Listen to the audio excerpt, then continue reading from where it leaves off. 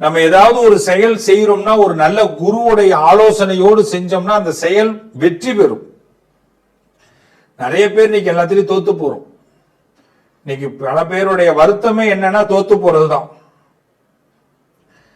தொழில தோத்து போறோம், மனுஷங்களுடைய அன்பை சம்பாதிக்க முடியாம தோத்து போறோம், குடும்ப உறுப்பினர்களுடைய வெறுப்பை சம்பாதிக்கிறோம்,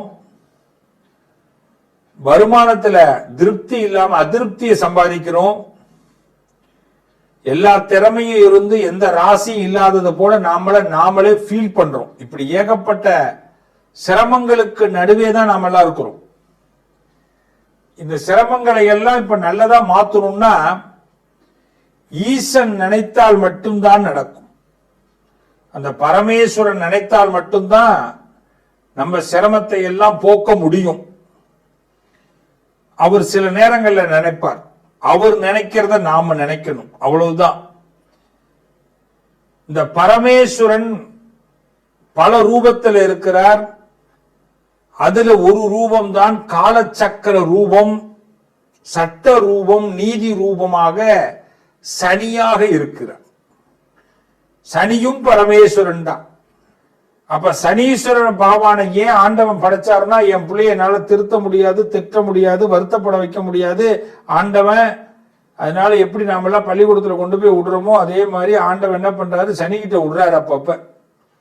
அப்பப்ப சனி பகவானே இவனை கொஞ்சம் நல்லா திருத்தி விடு, நல்லவனா இருந்தா நல்லா பாராட்டி விடு, பட்டம் விடு, கெட்டவனா இருந்தா திருத்தி கொடு. இதுதான் சனி சுவாமி சொல்றார். அப்ப சுவாமி சொல்றதுல நியாயம் இருக்கு. அப்பப்ப நம்மள டிங்கரிங் பட்டியெல்லாம் பார்த்துக்கணும். அப்பப்ப நம்ம ஓவர் ஆயில் பண்ணிக்கணும், சர்வீஸ் பண்ணிக்கணும். நம்மள எப்படி லேப்டாப்லயே நம்மள சர்வீஸ் பண்ணிக்கிறோமோ அதே மாதிரி நம்மள நாம சர்வீஸ் பண்ணிக்கணும். இப்படி சர்வீஸ் பண்றதுதான் சனி, அவருடைய வேலை. இப்ப நம்மள அவர் எப்படி சர்வீஸ் பண்ண போறார் அதை தான் பார்க்க போறோம். வாங்க பார்த்துடலாம். உயிர் எழுத்து, மெய்யெழுத்து, ஆயுத எழுத்துன்னு சொல்லுவோம் தமிழ்ல. உயிரெழுத்தாகவும் மெய்யெழுத்தாகவும் ஆயுத எழுத்தாகவும் இருக்கக்கூடியவர்கள் எல்லாருக்கும் யாருன்னு கேட்டா கன்னிராசி தான். இந்த கன்னிராசிக்காரர்கள் அதுவும் பாத்தீங்கன்னா ஆண் பிள்ளைகளை விட பெண் பிள்ளைகள் பாத்தீங்கன்னா துணிச்சல் தான் அவங்களுக்கு. உயிரெழுத்து, மெய்யெழுத்து, ஆயுத எழுத்து மூணையும் சேர்த்தணும். ஆயுத எழுத்து இல்லாம நம்ம என்ன சொல்லுவோம், ஆயுத எழுத்து எதுக்குங்க அப்படின்னு சொல்லுவோம். யோசனை பண்ணி பாருங்க. என்னைக்குமே தமிழ் சொற்கள், அது ஆங்கில வார்த்தைகளா இருக்கட்டும், ஆல்பபெட் ஷார்ட் அதா இருக்கட்டும், 24 எல்லாமே பெண்கள். இந்த கன்னிராசிக்காரர்கள் அதுல பெண்கள் நீங்க இல்லாம எதுவுமே இல்லை. உங்க வீட்டுல ஒரு கண்ணாடி இருக்கு, கண்ணாடியாக பல பேருக்கு விளங்கக்கூடியவர்கள் கன்னிராசிக்காரர்கள். பல பேர் முகம் பார்த்துக்கிறாங்கன்னா உங்களை வச்சுதான். நீங்க ஒரு பொட்டு வச்சுக்கிட்டு அவங்களும் ஒரு பொட்டு வச்சுப்பாங்க. நீங்க ஒரு மேக்கப் போட்டுட்டீங்கன்னா அவங்களும் ஒரு மேக்கப் போட்டுப்பாங்க. நீங்க ஒரு டிவி சேனல் ஆரம்பிச்சா அவங்களும் ஒரு டிவி சேனல் ஆரம்பிப்பாங்க. கன்னிராசிகள் எது செஞ்சாலும் செய்வாங்க. கன்னிராசிகள் எல்லாருக்கும் முன்னோடிகள். ஆனா கன்னிராசியோட பேரையோ கன்னிராசியோடைய அன்பையோ கன்னிராசியோட பழக்க வழக்கத்தையும் ஒருத்தவங்களாலே பயன்படுத்த முடியாது, பின்பற்ற முடியாது. ஆசை, ஏன்னா கன்னிராசிக்கு ஆண்டவனுடைய கிருபை அதிகம். எப்படிப்பட்ட கிருபைனா தோத்து போனாலும் எழுந்து நிற்கிற திறமை கன்னிராசிக்கு உண்டு. டவுன் டவுன் பார்க்காதவங்க கன்னிராசியே கிடையாது. டவுன் பார்த்துட்டு இதுக்கு பிறகு எனக்கு லைஃப் இல்ல சுவாமி அப்படின்னு விட்டுட்டு போனவங்க கன்னிராசியில ஒருத்தவங்க கூட இருக்க முடியாது. அவங்க திரும்பி ஏந்து வழியில வருவாங்க. என்ன ஒண்ணு கன்னிராசிக்காரவங்க கடை வச்சிருந்தாங்கன்னா இடம் மாத்திக்கிட்டே இருப்பாங்க. கன்னிராசிக்காரவங்க ஒரு தொழில் ஆரம்பிச்சீங்கன்னா இன்னும் 2-3 தொழில சேர்த்து போவீங்க. கன்னிராசிக்காரவங்க ஒருத்தவங்க ஒரு ஃப்ரெண்டு மட்டும் இருக்காது, 1க்கு 4 ஃப்ரெண்ட் ஆகிட்டே போயிட்டே இருப்பாங்க. அந்த பழைய ஃப்ரெண்ட் அப்படியே குறைஞ்சிக்கிட்டே போவாங்க. இவ்வளவுதான் கன்னிராசி. நிரந்தரமான நண்பனும் கிடையாது, நிரந்தரமான எதிரியும் கிடையாது. மனசுக்குள்ள வச்சுக்கீங்க, முடிஞ்சு போட்டு கன்னிராசி சக்சஸா இருப்பீங்க. பகவான் ரமண மகரிஷியை மனசுல வச்சுங்க. எப்பயாவது மனசுல ஒரு சங்கடம் இருந்தா கன்னிராசிக்காரர்கள் நீங்க திருவண்ணாமலை போங்க, ரமண மகரிஷி ஆசிரமம் போங்க. ரமணர் ஒரு வார்த்தை சொல்லியிருக்கார், எது நடக்கணும்னு விதி இருக்கோ அது நடந்தே தீரும், எது நடவாது என்று இருக்கணும் அது நீ என்ன முயற்சி பண்ணாலும் நடக்காது. இத இன்டிமேஷனை கன்னிராசிக்கு ஆண்டவன் கொடுத்துருவான். கொடுத்த பிறகு என்ன குழப்பம் கன்னிராசிக்கு? நான் கேட்கிறேன் கேள்வி. அப்படிப்பட்ட கன்னிராசிக்கு இப்ப கண்டக சனி. கண்டக சனினா என்ன? ஒரு வார்த்தை தெரியுமா? அபிராமி அந்தாதியில ஒரு பாட்டு ஒண்ணு வரும்.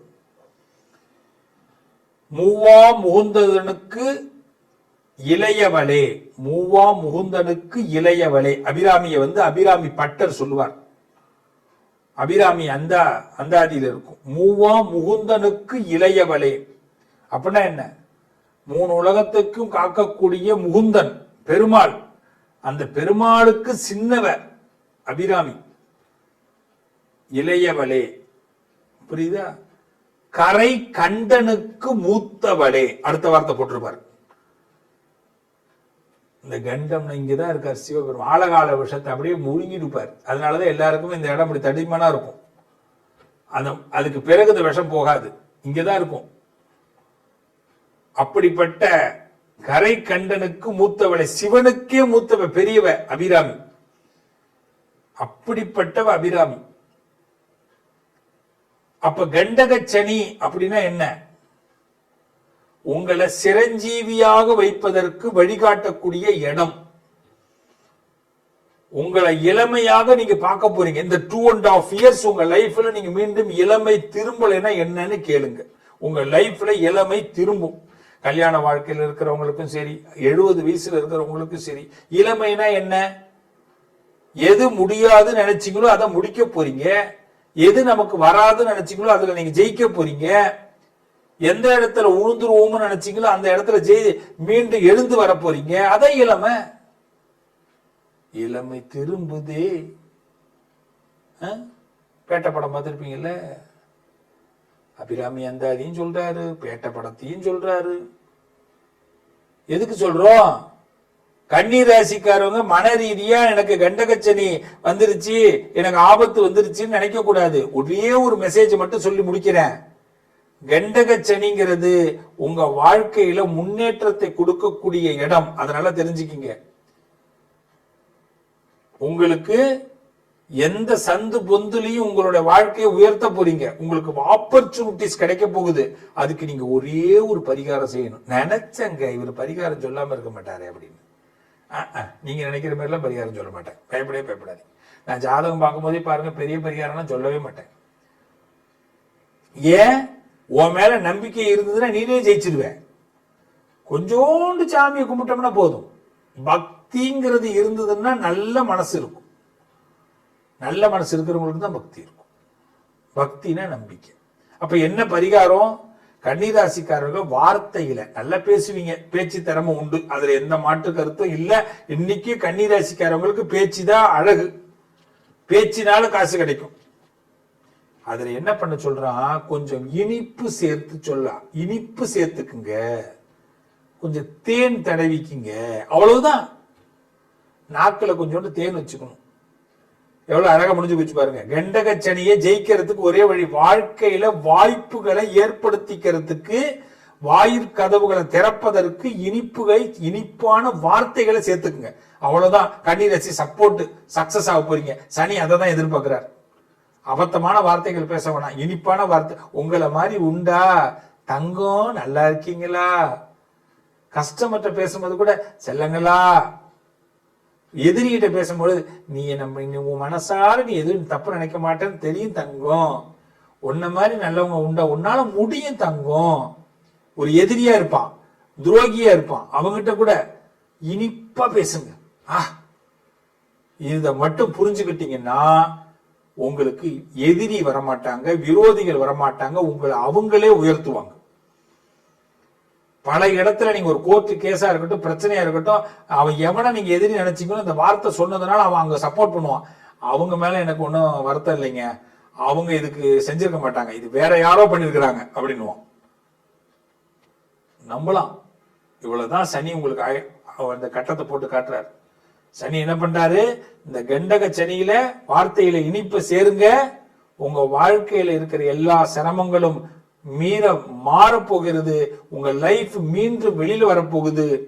நீங்க எல்லாத்திலையும் இப்போ என்ன பண்ண போறீங்க? மூத்தவராக வரப்போறீங்க. இதை நம்பி செய்யுங்க. கண்டக சனி சவால்களுக்கு ஜெயிக்கக்கூடிய சனி. இந்த பரிகாரம் போது எல்லாரும் பண்ற ஒரு பெரிய தப்பு என்ன தெரியுமா? யாருக்கு தெரியாம போய் பண்ணிட்டு வரும், அதுதான் தவறு. அங்கதான் பிரச்சனைகள் முடிய மாட்டேங்குது. பரிகாரத்துல கூட 4 பேருக்கு சொல்லிட்டு செய்ய சொல்லல, தெரிஞ்சு பண்ணுங்க. என்னைக்குமே ஒரு மனுஷன் வீட்டுல ரொம்ப சந்தோஷமா இருக்கேன் அப்படிங்கறத நம்ம ஸ்டேட்டஸ் போடுறோம், அதனால பல இழப்புகளை சம்பாதிக்கிறோம். அப்பப்ப சில ஸ்டேட்டஸ சோகமா வைங்க, அப்பப்ப சில வருத்தங்களை பதிவு பண்ணுங்க ஸ்டேட்டஸ் மூலமாக, நண்பர்களுக்கு, சொந்தக்காரவங்களுக்கு, தெரிஞ்சவங்களுக்கு எல்லாம்.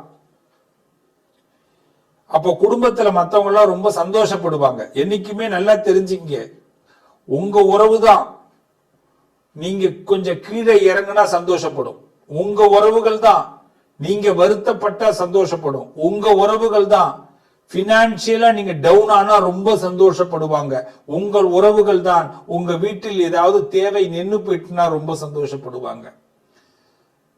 அப்போ உறவுகளை எப்படி சந்தோஷப்படுத்தி பார்க்கணும்னா ரொம்ப சிம்பிளா சொல்றேன், நீ கஷ்டப்படுற மாதிரி, வருத்தப்படுற மாதிரி, வேதனைப்படுற மாதிரி அப்பப்ப பாவலா காட்டு, அவெல்லாம் சந்தோஷப்படுவான், அதுல உனக்கு வந்த கஷ்டம் போயிடும். இதுதான் 12 ராசியே செய்யணும். யாருக்கு யாரும் இழிச்சவங்க கிடையாது, இழைச்சவங்க கிடையாது. என்னைக்கு ஒரு மனுஷனை ரொம்ப நம்புறோமோ அவன் நம்மள ரொம்ப சுரண்ட போறான்னு அர்த்தம், வேதனைப்படுத்த போறான்னு அர்த்தம். அப்பப்ப அவனுக்கு நம்ம கொஞ்சோண்டு திருப்தி ஏற்படுத்தணும். விட்டுட்ட கொஞ்சம் லாஸ் ஆயிடுச்சு சார் அப்படின்னு சொல்லணும். என் பொண்டாட்டி என்ன திட்டா, என் புருஷன் என்ன திட்டா, கடிச்சு புட்டான்னு கூட சொல்லுங்க, தப்பு இல்லை. என் ஃப்ரெண்டு என்ன ஏமாத்திட்டான், என்ன பண்ண, என்னடா சோகமா இருக்கேன்னு எவனாவது வாரம் ஒரு தடவை உங்களை கேட்கணும், என்னடா வருத்தமா இருக்கேன்னு கேட்கணும், ஏன் சார் இப்படி ஆயிட்டீங்கன்னு கேட்கணும், ஏன் சார் உங்களை ஏமா இப்படி டல்லா இருக்கிறே அப்படின்னு கேட்கணும், ஏமா பொலிவிழந்து போயிட்டேன்னு கேட்கணும். இப்படி கேட்க தூண்டுங்க. என்னடா இப்படி எல்லாம் பேசுறேன்னு நினைக்கிறீங்களா? அவங்களுக்கு ஒரு சந்தோஷம், நமக்கு அதுல ஒரு ஆனந்தம். அவன் சந்தோஷமானாதான் நம்ம எல்லாம் நிம்மதியா இருக்கலாம். இல்லைன்னா நம்ம சந்தோஷமா இருக்கிறத பார்த்து பார்த்து வயிறெறிஞ்சி அவங்க எல்லாம் நம்மளை இன்னும் வீழ்த்த பாக்குறாங்க. கடவுளே கொடுக்க நினைச்சாலும் உறவுக்காரனும் தெரிஞ்சவனும் அறிஞ்சவனும் வாழ விடமாட்டேங்கிறான். கடன்ல தாங்க சார் ஒரு பவுன் நகை வாங்க வேண்டியதா இருக்கு, ஆனா நகையை போட்டுட்டு போனோம்னா ஜொலிக்கிறா பாரு அப்படிங்கிறான். எவ்வளவு வருத்தம் இருக்கு. பிள்ளைகளை ஒரு இடத்துக்கு ஆளாக்கி தேலாக்கி நல்லா வரணும், நான் பெத்தவங்க எவ்வளவு கஷ்டப்படுறோம். எந்த பிள்ளையாவது திரும்பி பார்த்து ரொம்ப தேங்க்ஸ்மா அப்பா, ரொம்ப தேங்க்ஸ்பா அப்படின்னு சொல்லியிருக்கா? இன்னொரு அப்பா அம்மாட்ட சொல்லுவாங்க, எங்க அப்பா அம்மா எல்லாம் அந்த அளவுக்கு ஒன்றும் செய்யறதே கிடையாது, உங்களை மாதிரி எங்க அப்பா அம்மா கிடையாது. இவன் போய் அவன்கிட்ட சொல்லுவான், அவன் பிள்ளை இன்னொருத்தன்ட்ட போய் சொல்லுவான். பெத்த பிள்ளைங்க கூட திருப்தி அடைய மாட்டேங்குது. உலகம் அப்படிப்பட்ட உலகத்துல இருக்கிறோம். அப்ப கடவுள் சில சூத்திரங்களை, எதுக்கு இதிகாசங்கள் புராணங்கள்லாம் படிக்கிறோம்? மனுஷனுடைய மனசை தெரிஞ்சுக்கிறதுக்கு தான். இதை பட்டு தெரிஞ்சுக்க கூடாதுன்னா படிச்சு தெரிஞ்சுக்கணும். பெரியவர்கள்லாம் எதுக்கு இதெல்லாம் எழுதி வச்சான்னா, நீ கஷ்டப்படாதரா, பட்டு பட்டு தெரிஞ்சுக்க கூடாதரா, எல்லாத்தையும் எவ்வளவு பட்டினா அதுல கஷ்டமா வருது, உன்னால தாங்க முடியல, படிச்சு தெரிஞ்சுக்கோ அப்படின்னா. நம்ம என்ன பண்றோம்? படிக்கவும் மாட்டேங்கிறோம், பட்டுதான் தெரிஞ்சுக்கிறோம். அதனால இந்த சனி பெயர்ச்சியில, இந்த சனி பெயர்ச்சி உங்களுக்கு சங்கடத்தை கொடுக்க மாட்டார். முதல்ல அதை நம்புங்க. சங்கடம்ங்கிறது நம்ம பக்கத்துல இருக்கிற சங்கடத்தினாலதான். எல்லாம் சங்கடம், உறவு தான் சங்கடம். அது எந்த உறவு வேணாலும் நீங்க வச்சுக்கோங்க, அதான் சங்கடம். யாரு மேல அதிகமா நம்பிக்கை வைக்கிறீங்களோ அது சங்கடம், யாரு மேல அதிகமா பணத்தை கட்டுறீங்களோ அது சங்கடம். இனிமே சங்கடத்தை எல்லாம் பார்த்து சமாளிங்க. ரொம்ப சிம்பிளா சொல்றேன், எல்லாரும் பிள்ளையார கும்பிடுங்க. காலையில 5 முறை குட்டிக்குங்க, முட்டிக்காதீங்க. குட்டிக்கலன்னா முட்டிக்கணும். 5 டைம்ஸ் இப்படி குட்டிக்கிட்டீங்கன்னா புத்தி நல்லா வேலை செய்யும், பிரெயின் நல்லா ஆக்டிவ் ஆகும். குட்டிக்க மறந்துட்டோம்னா செவுத்துல போய் முட்டிக்க வேண்டியதான். தப்பு பண்ணிட்டனே. பிராணாயாமம் பண்ணணும், மூக்க நல்லா அப்படி மூச்சை இழுத்து விடணும் 5 டைம்ஸ். அப்பதான் உள்ள இருக்கக்கூடிய சுவாசங்கள்லாம் நமக்கு நல்லா சீரா வேலை செய்ய ஆரம்பிக்கும். இது சீரா வேலை செய்யலன்னா நாம சிறப்பா வேலை செய்ய முடியாது, டென்ஷன் ஆயிடுவோம். தோப்பு கரணம் போடணும், காலையில பிள்ளையார் கோயில்ல தான் போய் போடணும், இல்லை வீட்டிலேயே போடலாம். நல்ல மண்டிட்டு போடணும். முடியாதவங்க அட்லீஸ்ட் பாவனையாவது தோப்புக்காரனை போடணும், 2 காதி இப்படி மாறுது. அப்பதான் ஞாபக சக்தி வளரும். நம்ம நிறைய மறந்துடுறோம். நல்லதை மறக்கிறோமோ இல்லையோ, கெட்டதை மறக்க கூடாது. சில பேர் பண்ண கெட்டதை தான் ஞாபகம் வச்சுக்கணும். சில பேரோட குணத்தை மறந்துடக்கூடாது. நம்ம பண்ற பெரிய தப்பே அவன் பண்ண தப்பை மறந்துட்டு, அவன் குணத்தை மறந்துட்டு, அவனோடய நம்ம பாராட்டுவோம், பழகுவோம், திருப்பி நம்மளை ஏமாத்துவான். திருப்பி பாராட்டுவோம், பழகுவோம், திருப்பி ஏமாத்துவான். ஞாபகம் வச்சுக்கணும் டெய்லி. இதுக்குதான் காலையில பிள்ளையார கும்பிட்டது. இனிமேல் இப்படிதான் நினைச்சு கும்பிடணும் பிள்ளையார. ரைட்டா? அவரை புத்திசாலித்தனத்தை கொடுக்கிறார். பிரத்யேகமா நம்மளை அறிவு புரட்சி பண்ண வைக்கிறார். அதான் பிள்ளையார். சனிக்கிழமை ஆஞ்சநேயர் கோயிலுக்கு போயிடணும். இனிமேல் எல்லாரும் ஆஞ்சநேயரை போய் அர்ச்சனை பண்ணணும். ஆஞ்சநேயர்கிட்ட எனக்கு புத்தி கொடு, சக்தி கொடு, தைரியத்தை கொடு. எல்லா பேரையும் ஏமாத்துறான். எல்லாருடைய வாழ்க்கையிலுமே ஒண்ணு நல்லா தெரிஞ்சுக்கோ, உங்களோட மைனஸ் என்னன்னு தெரிஞ்சுட்டு உங்களை ஏமாத்துறான். இதுதான் உலகம். அதனால ஆஞ்சநேயரை கும்பிடுங்கோ. இந்த சனி பயிற்சி சகல நன்மையும் கொடுக்கும். நம்பி இருங்கோ, நல்லது நடக்கும். மீண்டும் உங்களை சந்திப்போம். வாழ்த்துக்கள்.